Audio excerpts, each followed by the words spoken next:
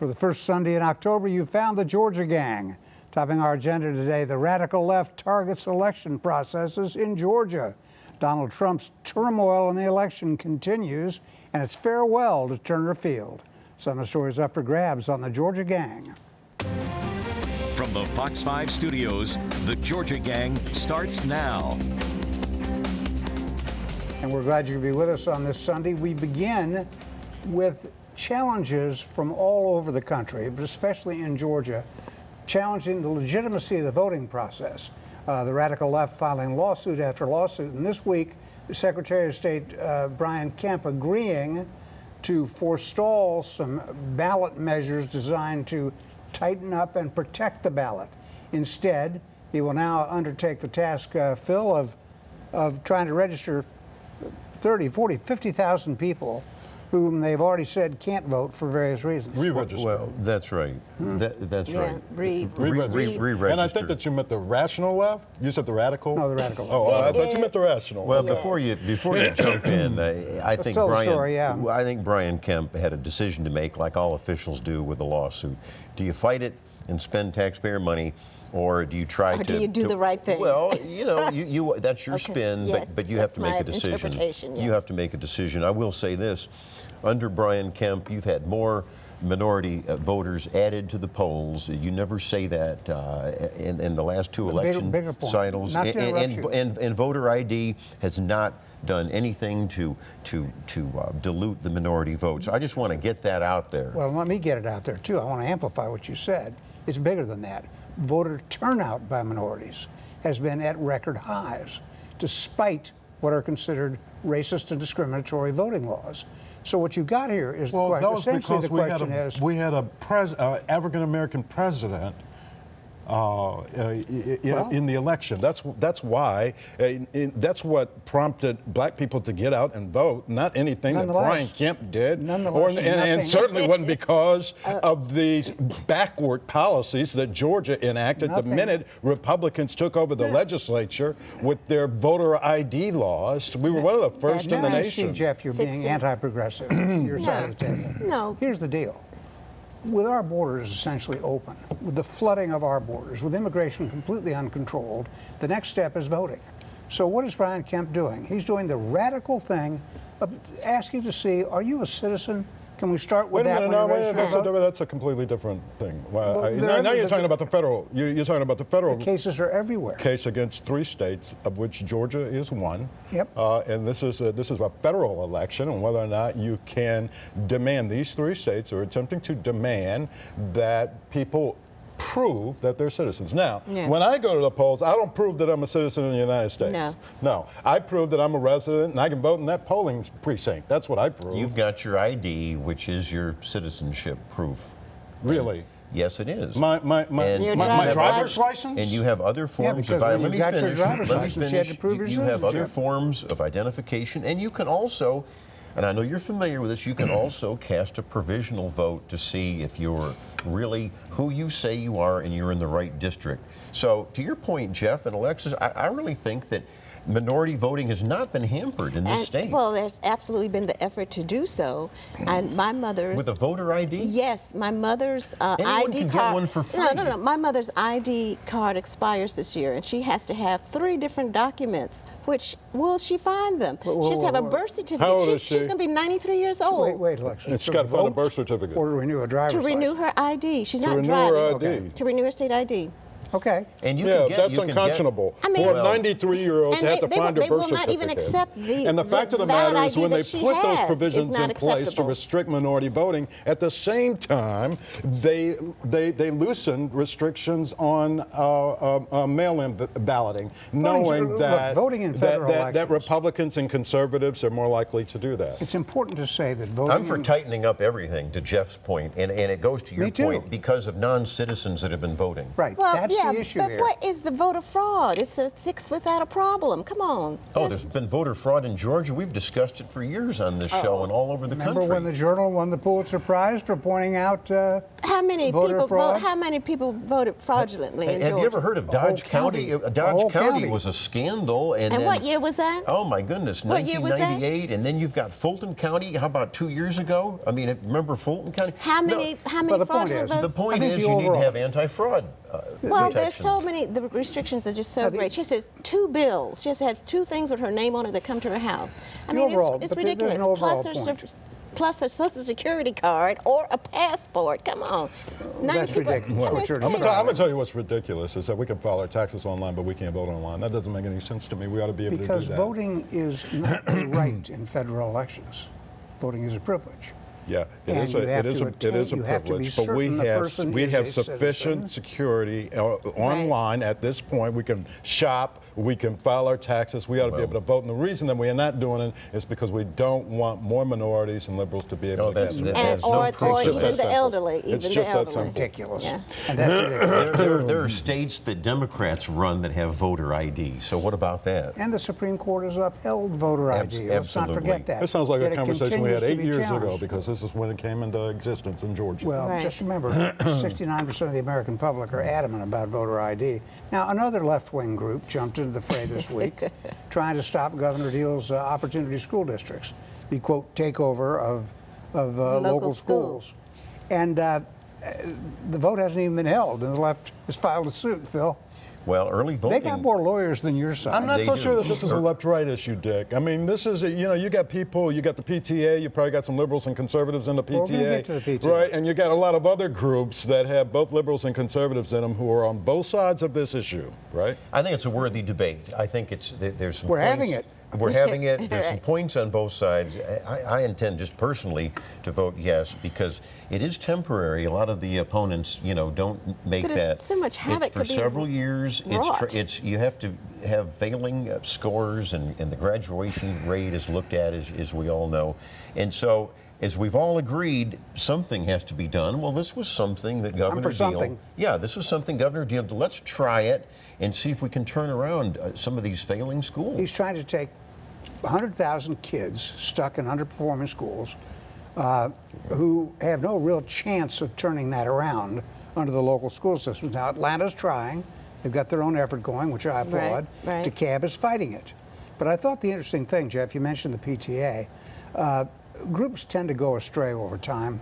Take the League of Women Voters, used to be an august, down the road, trusted election group. And now it supports Hillary Clinton. Now we have, now we have the PTA, and I think Governor Deal was quite correctly outraged this week when the PTA came out against his opportunity school district. As the governor tried to say in a gentle way, you don't have any PTA members in the schools I'm talking about. We're talking about a Republican, conservative-led effort to take over non-performing or underperforming schools from the very people who have argued for decades that the best way to improve education is at the local level. And now we're going to take it to the state level. These are the same folks who have argued against federal intervention in education nationally. And now we're going to elevate. And I think that in that way, the PTA, which represents those grassroots, they have an excellent point. Jeff, do you really want to leave kids in schools where you know for a fact that they have failed consistently for years and years and years? No. Do you really want to support? Absolutely. What do you think they're going to do? What are they going to do? Well, first of all, a temporary superintendent is put in, and new people are put in. Now we had to turn around. Who is accountable to no one? But you asked me if I really want them in failing schools. I don't. I want them in a system that acknowledges our history and why they're there in the first place. And we know what that is. We had de jure segregation, and I saw from a gentleman in DeKalb County. They're not segregated now. County, a Lithonia High School diploma that said Lithonia High School for Negroes. And I looked at this diploma, this was just 3 days ago, and I said, in those days, did it say Lithonia High School for whites? No. That's why we have a problem today, Dick, because we've discriminated and we've denied education to African American students. And if we look at this issue, if we look at the OSD schools, the OSD eligible schools, what are they? They are overwhelmingly black and poor. This is a solution. Look, we all agree Gwinnett County. We all agree Gwinnett County has a wonderful, diverse diverse school system.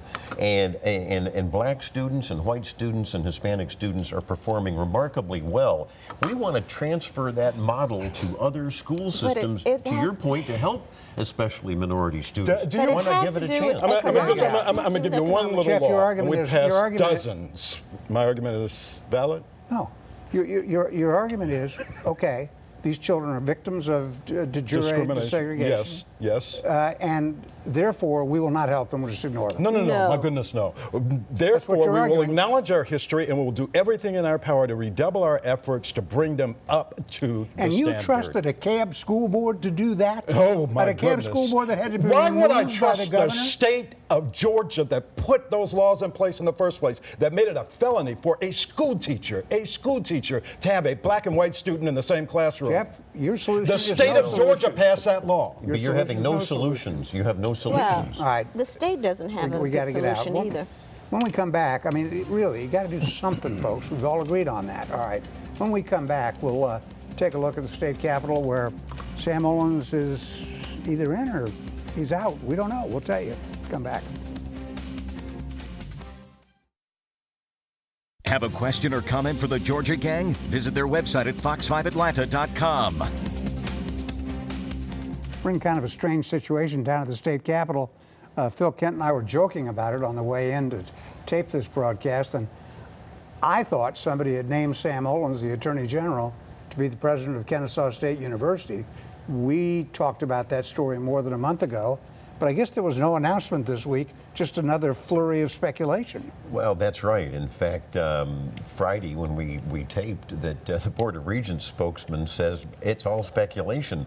However, the way the media was playing this, It was like it was a done deal. It was as if it was a step closer. As if it was a done deal. It was as if it was a done deal. Here's what's going on. There's no selection process by the Board of Regents that we know about to name a new president of Kennesaw, and there's never been an official vote of the Board of Regents. So we wait. But however, we all know the political rumor mills. I think it's pretty clear from all of our sources that Sam Owens would like this, and then the governor sees an appointment for the Attorney General slot. Right. That's something that the governor would do and appoint. And we've seen in the news various names surfacing, and especially Economic Development Commissioner Chris Carr. And you're right, we've speculated on this for over a month, as have other media outlets. Right. And so I think a decision is going to be made soon. The Regent's going to have to do something. Well, in the meantime, the Kennesaw State faculty continues to rumble in a nice way that, you know, maybe this ought to be a national search. Well, you talk about the left wing. Some of these gay rights groups are totally opposed to Sam Owens becoming president of KSU because of his battle against same-sex marriage. Yeah, I mean, he did what the people of Georgia and the law asked him to do, which is to defend our state statutes. You know, I want to talk real quickly about a trend I see. You've got the Fulton County Police Chief calling for special training for special squads to deal with the mentally ill on our streets. We had the police chief in Brookhaven pull together a group to discuss the same sort of idea. And I think we know from the many tragic cases that you can't handle a mentally impaired person deranged on the street in the same fashion that you handle a potential shooter. So this is one of those, now you'll probably oppose this because you don't like to help people. You don't want to take people from the bottom and bring them to the top. But this looks to me like a progressive move by law enforcement to do the right thing. I think it's a great idea. Well, I think it's a good. I'm a former military police officer, and you're right. I mean, I think we all agree you have to deal with mentally ill people in a different fashion, and you have to have counseling, and you have to obviously, be prepared for any scenario, including the use of force. I think some of the CAB has some training to recognize what is absolutely. going I think does. they all have training. Yeah. Absolutely. I think we all agree. I think we all agree on that. Right, Okay, well, that's good. Yeah. I thought maybe because if you want to keep things locked in the days of segregation like you do with these, like you said. Oh, no. I wanted some change from segregation. That's not what we're saying at all. We're saying Yeah. elevate the entire community is what we're saying. Thank you. They are known in the news business as what we used to call back in our day cheap racial kills. Yeah, right. Where some poor guy sounds off and he doesn't really mean it to be terrible, but the cheap racial kill enters. And such is the case with Douglas County Commissioner Tom Worthen. As Fox 5 found out, they had a tape of of him complaining that if they elected a black sheriff out there, he would hire all his brothers and sisters. Yeah, and we'd have to go move somewhere. We'd have to get out of here. Wait, I don't know if that was racial. Maybe he was watching Blazing Saddles, and then he. You don't know if it was racial. He specifically targeted 2 black candidates and said if they take over, they're going to take over, and then it's going to be bankrupt. And I'm looking at the city of Atlanta in 30, 40 years of black leadership, and I don't see a bankrupt city. In fact, I see a Douglas County that owes its prosperity to African American leadership in Atlanta, and the jobs producing machines there and at the Black-run airport. In a way. That's right. Exactly right. To the whole metro area. But there are probably a lot of folks in Douglas County who would like to see it return to its days as more of a rural county without the urban influences. That's not going to happen. No, and when you make those kinds of racial, I mean, it was just a horrible thing for him to say. And I know that somebody tricked him, and he didn't know that the tape recorder was running. But well, he apologized, and that's good. We've got to have a higher class of elected officials at the county level I agree. and at the GOP presidential and you level. know what I like for everybody, and I think we all agree. Douglas County great again. I like to have those iPhones out, and I like to have the recorders out, and I don't care if it's who you are, Democrat, Republican, liberal, conservative. Record them and be a watchdog, and that'll help hold these folks accountable. I appreciate you saying that, Phil. I'm thinking about when I go to public meetings, I see so much of this. Yeah, I think it's a good thing. I'm thinking of developing fitness classes. I think it's a good thing. To be able to hold up your arm up. Be able to do that. Yeah. Maybe move it up and down or something. Everybody's a reporter now. Why not? Here we go. All right, we got to get out. Boy, we left a lot on the table. We'll come back. We'll reorganize, and we'll turn to politics as we return. Have a question or comment for the Georgia Gang? Visit their website at fox5atlanta.com. 2 local news items worth mentioning without a lot of debate. In DeKalb County, as usual, turmoil this time over the failure of the Water and Sewer Department to maintain those sewers, and it's threatening economic development. And that's worth a fuller discussion some other time. And in Atlanta, the guy who wrote the doctoral thesis that led to the Beltline, a fellow named Ryan Gravel, right? Master's thesis. Georgia Tech. Master's thesis. Okay. Well, anyway, it was his idea, and he's been on the board, and he resigned this past week over the lack of affordable housing. Now, the whole idea was economic development. Right. Doesn't that mean better buildings, better apartments, better restaurants? Better quality of life. Absolutely. Better quality of life. So what did he expect? And it means that when you have a tax allocation district like that and some public money involved, that you should set aside some of those units for the folks who are there, so that you don't have complete 100% gentrification like we are seeing. Segregation. In some areas You're suggesting segregation. of town, segregation of just what? All, I don't know. What? All rich people? Rich people? Set aside. That sounds like giving them their own buildings. And No. You know, what you've got there are Old Fourth Ward, Inman Park, areas like that. But how do you, areas of town. Jeff? How do the market forces in real estate come to play? You've always been kind of a free market guy. You're exactly right. But you have tax credits, and I think, let me say at the outset, that if you have a purely private development, then you ought to be able to do what you want to do with your own property. Okay. If there are public dollars involved, we ought to be able to set aside a certain number. I'm sorry? That's Atlanta City policy. And that's Atlanta City policy. And that's why the Beltline people were frustrated. That's why the Beltline people are frustrated, and people on the Invest Atlanta board are frustrated, and the mayor of Atlanta is frustrated, and others, because they would like to see this issue resolved. And that was the whole intent. The vision for the Beltline was to have Atlanta become a more integrated economically. But you can't. But I'm glad you said what you said. You have market forces involved in the economy, and you just can't have government control and dictation on this. You have to try to. Not when you have purely private. Right. But the way they did, the way they did the replacement of the housing projects, we got to move. They had some with. They all had. Vouchers for people, for low-income people, to participate in those housing developments, and then they had market rate for people who didn't need the subsidy. Before I say something negative about the Beltline, I'll just park it, say it again some other time, because we do want to mention that this is the last day for Turner Field.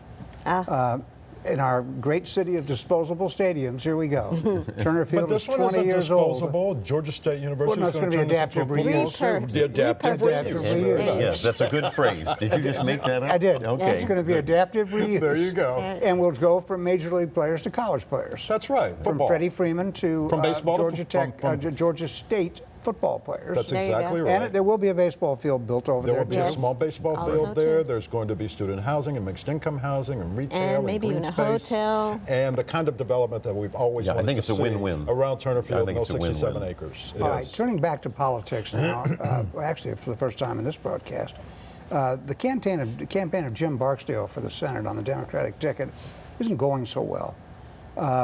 This week, a new campaign manager, a Bernie Sanders person, and also the dismissal of the communications person and another key official, and I guess being replaced by people from the Sanders campaign. This fellow's having a hard time. We mentioned this last week. Barksdale's trying to run as Trump opposed to trade deals, and Sanders opposed to anybody keeping any money in their pocket.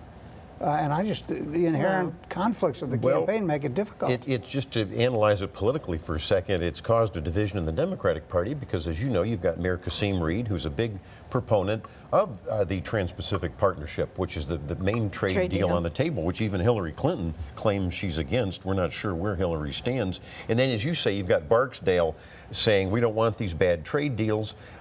It's going to be interesting to see if he picks up some of these independent votes. I don't think he's going to win, but it is an interesting political dynamic. Yeah, you know, I mean, the guy's put $3 million of his own money in this race. Right. He's talking, he's bought extensive television. He's making it sound like it might not be his last because he's citing others who've run 3, 4, 5 times. So we may see more. So you see, he might come back and run again this time. Instead of with a cap, he could run with a hat. Well, or instead of running against Isaacson, he could run against Purdue. Good luck. That's funny. I might field someone else. All right, I don't want to say anything about national politics, really, because we're running out of time. But I do want to say this. Whether you're a Trump supporter or not, I think there was one clear thing this past week. Donald Trump lost the debate.